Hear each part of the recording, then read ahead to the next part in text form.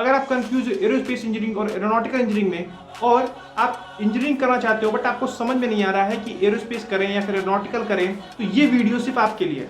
इस वीडियो के कुछ हाइलाइट्स हैं कि एरोस्पेस इंजीनियरिंग और एरोनॉटिकल इंजीनियरिंग क्या है, एरोस्पेस इंजीनियरिंग और एरोनॉटिकल इंजीनियरिंग में क्या डिफरेंस है, एरोस्पेस इंजीनियरिंग और एरोनॉटिकल इंजीनियरिंग में बेटर कौन सा है और इनमें क्या क्या डिफरेंस है, ग्लोबल एक्सपोजर में, स्टडी कॉस्ट में और इनकी क्या सैलरी है इंडिया में और अब्रॉड में।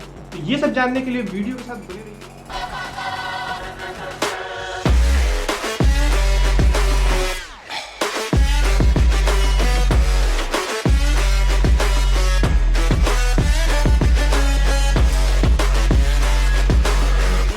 बहुत सारे स्टूडेंट जो इंडिया में हैं वो इंटरेस्टेड है एरोस्पेस और एरोनॉटिकल इंजीनियरिंग के लिए, लेकिन प्रॉब्लम ये है कि ये सिर्फ आप एक बार ही चूज कर सकते हो और अगर आपने कोई गलत डिसीजन लिया आपके कंप्लीट नॉलेज न होने की वजह से इस फील्ड में, तो ये एक बाद में जो है एक थोड़ा पछतावा होगा आपको। इसलिए अगर आप डिसाइड कर रहे हैं कि आपको एरोस्पेस करना चाहिए, एरोनॉटिकल इंजीनियरिंग करना चाहिए, तो इस वीडियो को एंड तक जरूर देखिएगा। सबसे पहले बात करते हैं कि एरोस्पेस इंजीनियरिंग क्या होती है, एरोनॉटिकल इंजीनियरिंग क्या होती है। तो एरोस्पेस के अगर हम दो सब पार्ट करें, एक होती है एरोनॉटिकल इंजीनियरिंग और दूसरी होती है एस्ट्रोनॉटिकल इंजीनियरिंग। इससे आप इतना तो समझ ही गए होंगे कि जितने भी सब्जेक्ट्स आपके एरोनॉटिकल इंजीनियरिंग में हैं वो सब एरोस्पेस में होंगे ही, और साथ ही साथ एस्ट्रोनॉटिकल इंजीनियरिंग में जितने भी सब्जेक्ट्स हैं वो भी एरोस्पेस में होंगे।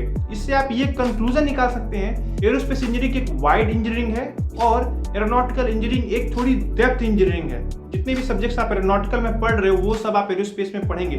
तो ऐसे कौन कौन से सब्जेक्ट्स हैं जो कि आप एरोस्पेस में तो पढ़ेंगे बट वो आप एरोनॉटिकल में नहीं पढ़ेंगे? वो है एस्ट्रोनॉटिकल के जितने सब्जेक्ट्स होंगे वो आप एरोनॉटिकल्स में नहीं पढ़ेंगे। तो वो कौन कौन से सब्जेक्ट्स होते हैं? जैसे कि स्पेस के रिलेटेड जितनी भी चीजें हो गई वो सारी आप एरोनॉटिकल में नहीं पढ़ते हैं। जैसे कि स्पेस मैकेनिक्स, ऑर्बिटल मैकेनिक्स और एस्ट्रोफिजिक्स, ये जितनी भी सारे सब्जेक्ट्स हैं ये आप एरोनॉटिकल इंजीनियरिंग में नहीं पढ़ते हैं। ये तो हो गया एरोस्पेस इंजीनियरिंग क्या है, एरोनॉटिकल इंजीनियरिंग क्या है और उनके बीच में डिफरेंस क्या है। तो अब बात करते हैं कि एरोस्पेस इंजीनियरिंग और एरोनॉटिकल इंजीनियरिंग में कौन सा बेटर है। अगर आप एक एरोस्पेस इंजीनियरिंग करते हो तो आप थोड़ा एक वाइड स्टडी करते हो, यानी मतलब जो जॉब अपॉर्चुनिटीज है वो एरोस्पेस में बढ़ जाती है जिसकी वजह से। लेकिन एरोनॉटिकल में उसके एक अलग बेनिफिट है। जैसे कि अगर मान लीजिए कोई एक एरोस्पेस की कंपनी है तो उसमें तो एरोस्पेस वाले को फायदा है, एरोनॉटिकल वाले को उतना फायदा नहीं, बट एरोस्पेस वाले को थोड़ा ज्यादा फायदा है।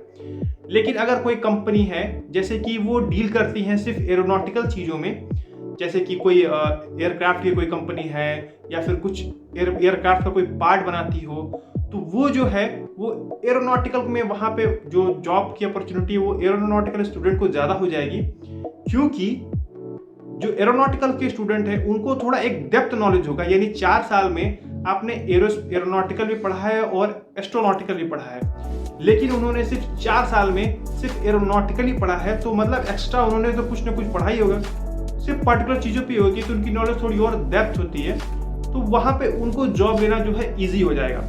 इससे तो आप ये समझ गए कि एरोस्पेस की थोड़ी वाइड रेंज है, एरोनॉटिकल का थोड़ा सा लो रेंज है, लेकिन वो कुछ कोर कंपनियों में थोड़ा सा बेटर परफॉर्म कर जाते हैं। अभी करंट सिचुएशन के हिसाब से अगर अभी तक हम बात करें तो एरोनॉटिकल की जो है कंपनियां ज़्यादा हैं कंपेयर टू एरोस्पेस के। तो जो जॉब अपॉर्चुनिटी है वो मुझे लगता है, मैं एज ए एरोस्पेस स्टूडेंट हूँ, कि एरोनॉटिकल स्टूडेंट को थोड़ा सा ज़्यादा है।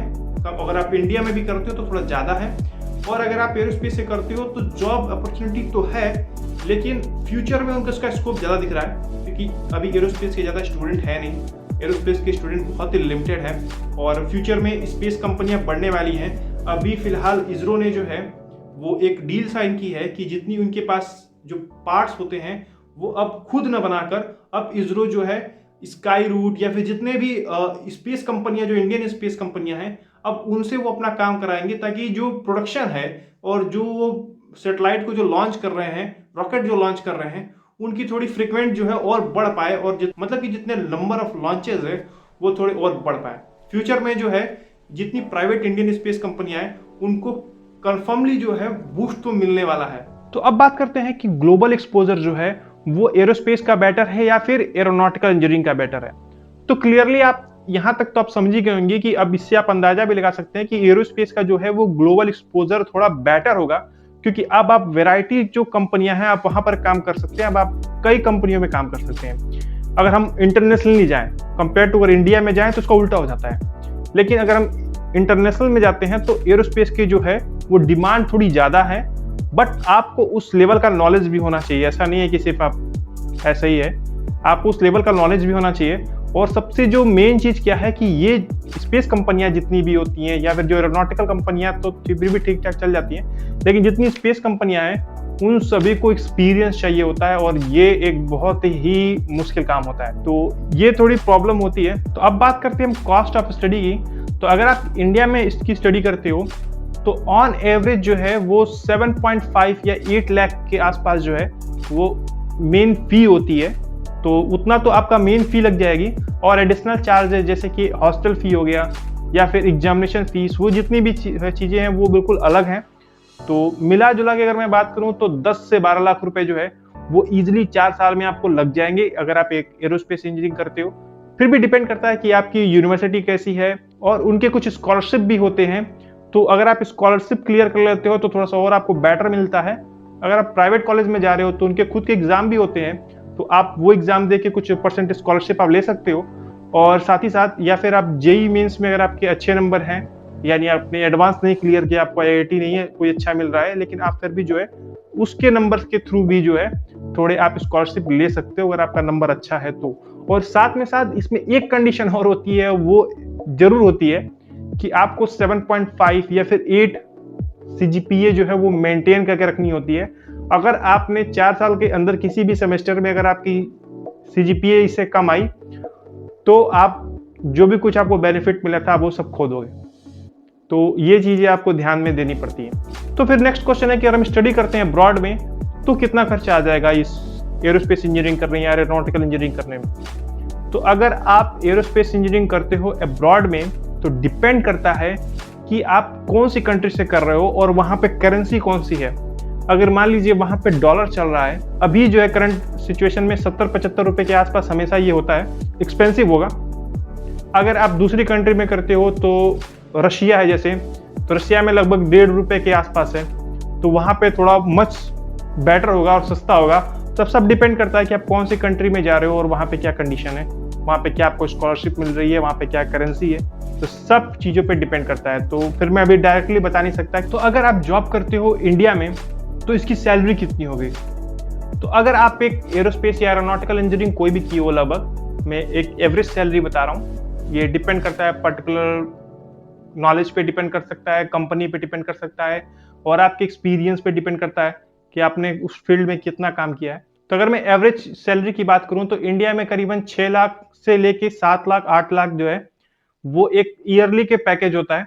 अगर आप किसी और कंट्री में कर रहे हो, जैसे अमेरिका में मान लीजिए कर रहे हैं आप, तो आपकी सैलरी 1 लाख डॉलर से लेके 1,10,000 20,000 30,000, अब ये वेरी करेगी कि आपको कितना एक्सपीरियंस है, कितना नॉलेज है, और आप कौन सी कंपनी के साथ काम कर रहे हो, किस प्रोजेक्ट पे काम कर रहे हो, तो ये सब कुछ पे डिपेंड करेगी। फिर भी ऑन एवरेज जो है 1,10,000 के आसपास जो है डॉलर वो अमेरिका का है। तो अब मेरे प्रो टिप्स कि आपको एक एरोस्पेस इंजीनियरिंग करनी चाहिए या फिर एक एरोनॉटिकल इंजीनियरिंग करनी चाहिए, तो आप यह डिपेंड कर सकता है कि आप कैसे सोचते हो और कैसे चीज़ों को देखते हो।